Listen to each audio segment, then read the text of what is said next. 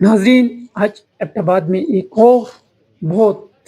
دلخراش واقعہ پیش آیا جس میں 3 معصوم بچوں کو ایک باپ نے قتل کر کے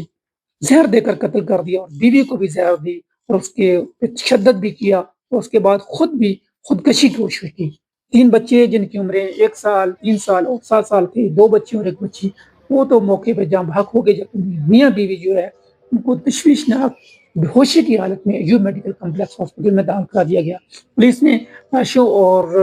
جو میاں بیوی تھے جن کی حالت تشویشناک تھی ان کو ہاسپٹل میں منتقل کر دیا گیا۔ بات یہ ہے کہ یہ جو خوفناک اور دلخراش واقعہ ہے جس پہ ہر آنکھ جو ہے مشکبار ہے۔ محمد کاشف جو ہے وہ آن لائن ٹریڈنگ کا کاروبار کرتا تھا، اس میں لوگوں کے کچھ پیسے دینے تھے، اس کو کافی نقصان ہوا، جس میں اس کی ویڈیو بھی منظر عام پر آئی۔ اس ویڈیو میں وہ بیان کر رہا ہے کہ کسی قاری صاحب کو مخاطب کر کے، قاری صاحب آج سب کچھ ختم ہو گیا، اگر آپ مجھے 10 دن مزید ٹائم دے دیتے تو میں آپ کے پیسے آپ کو لوٹا دیتا، لیکن آپ نے مجھے وقت نہیں دیا، آج میں نے سب کچھ ختم کر دیا اپنا، جی میرا گھر جو ہے یہ فروخت کر کے آپ اپنے پیسے لے لینا اور کچھ 10 لاکھ روپیہ میری بہن کو پہنچا دینا، باقی پیسے کراچی کو کسی کے دینے ہیں اس کے پہنچا دینا، اور میرا سامان بھی جو ہے میرے گاؤں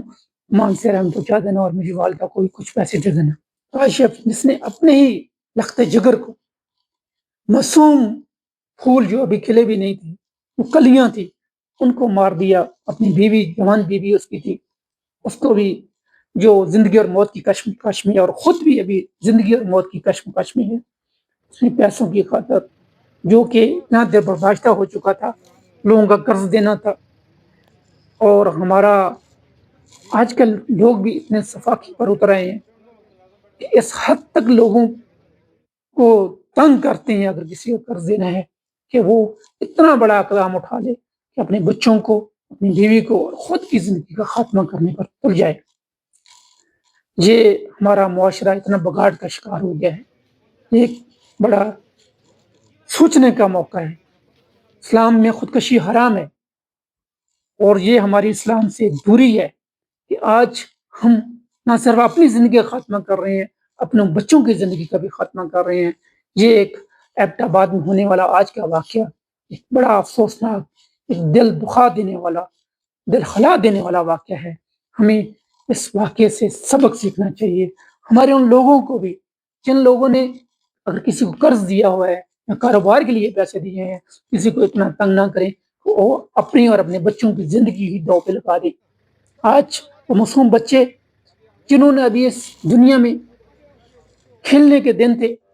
انہوں نے ابھی پھلنا پھولنا تھا، اور وہ ان کی آنکھ بند ہوگی، اور ان کا والد جو ہے کاشف، وہ زندگی اور موت کی کشمکش میں ہے۔ اس کی والدہ بھی ابھی، وہ اگر اللہ نے ان کو زندگی دی، ہوش میں آئیں گے تو باقی باتیں وہ خود اپنی زبانی کچھ تو انہوں نے ویڈیو ریکارڈ کر کے بتا دی ہے،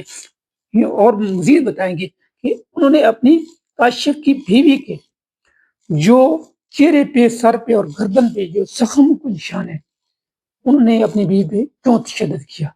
یہ بھی ایک سوال ابھی باقی ہے جس کو ہم جلد ہی پولیس تفتیش کر رہی ہے سارے کیس کی۔ اگر وہ ہوش میں آیا تو ہم اس کا جواب بھی آپ تک پہنچائیں گے۔ دوسری بات،